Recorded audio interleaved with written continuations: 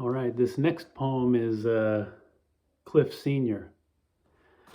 And for those of you who don't know, my full name is Clifford Cleveland Taylor III. I'm named after my dad, who's named after my grandpa. And one day, I hope there is a Cliff the fourth.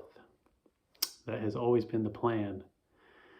And I've always had this image in my head of, me holding Cliff the fourth, and then having my dad beside me and my grandpa beside me, and we could have 4 generations of Ponca Cliffs. Sadly, my grandpa passed on when I was, I think, 27.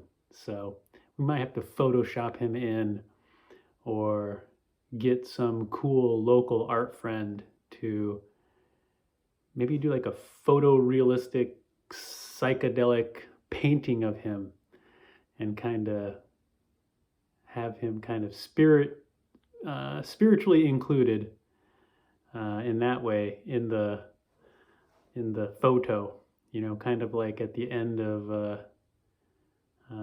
Return of the Jedi, when Obi-Wan and the others who have passed on are standing behind Luke and Leia and Chewbacca and the Wookiees and Han Solo and such.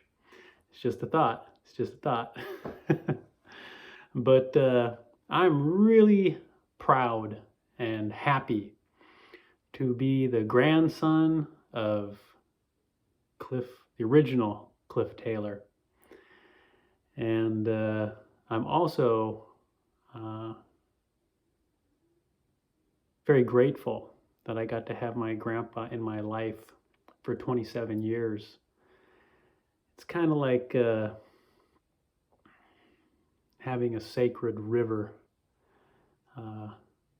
very active and healthy and robust and luminously kind of flowing through the landscape of your life.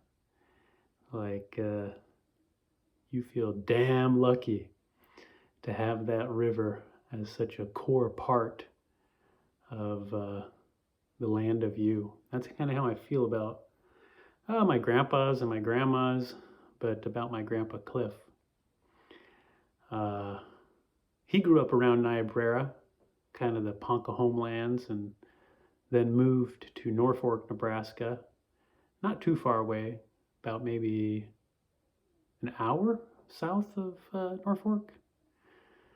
And then he worked his whole life at a meatpacking plant. And he was a veteran of the Korean War. And, he had my dad and my 3 uncles and my 3 aunts. And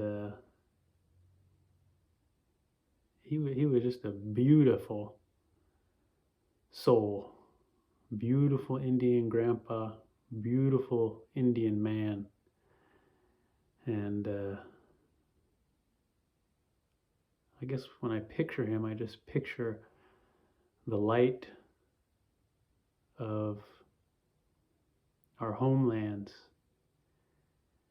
kind of radiating out of him, kind of like he was like a lantern, and the light that moved through him was the kind of the original light of our Ponca people that could only be found in that place where the Niobrara and the Missouri River meet.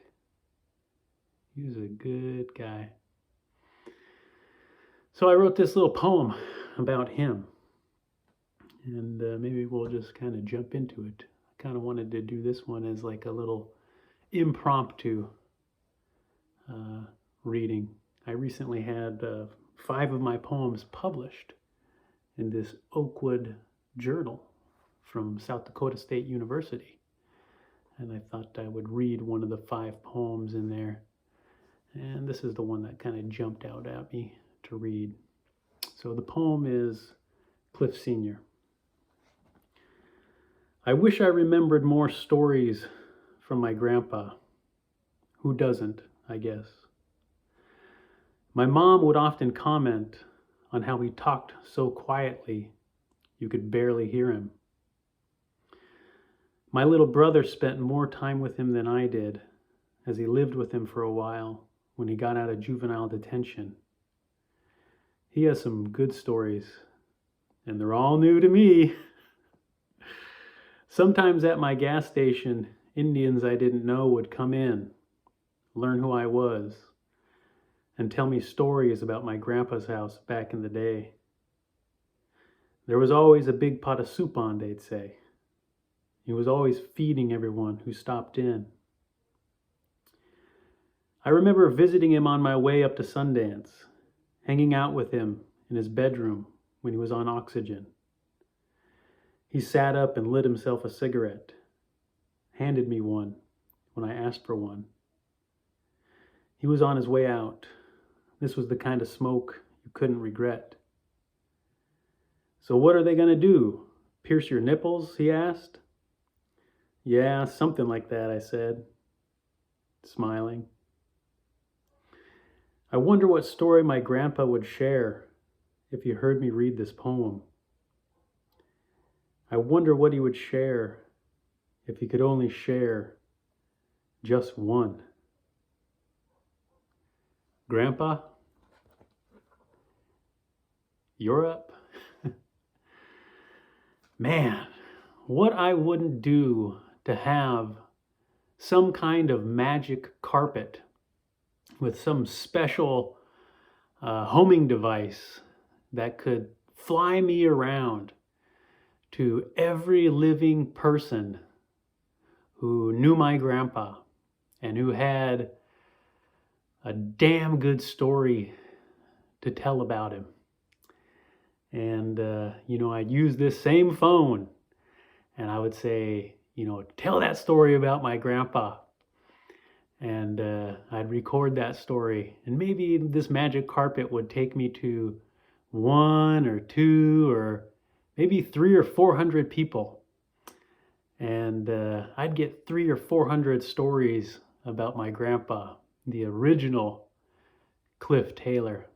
And of course, as those of you who know me can probably guess, I would transcribe all 300 or 400 of those stories, and I would create a whole book about my grandpa.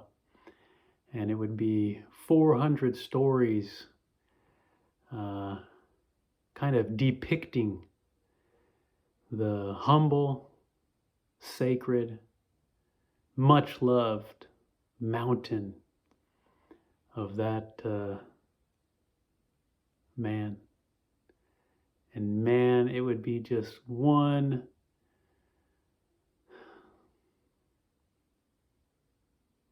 I want to say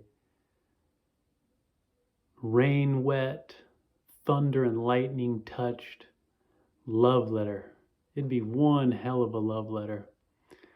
And don't you think a book like that should exist? I guess if anybody knows of such a magic carpet, send it my way out here. Send it out here to me on the Oregon coast in Astoria, the land of the Goonies. And I'll put that sucker to use.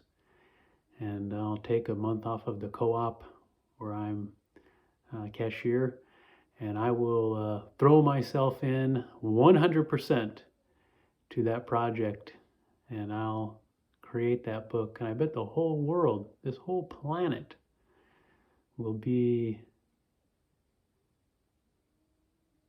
I want to say, slightly better and monumentally more beautiful, because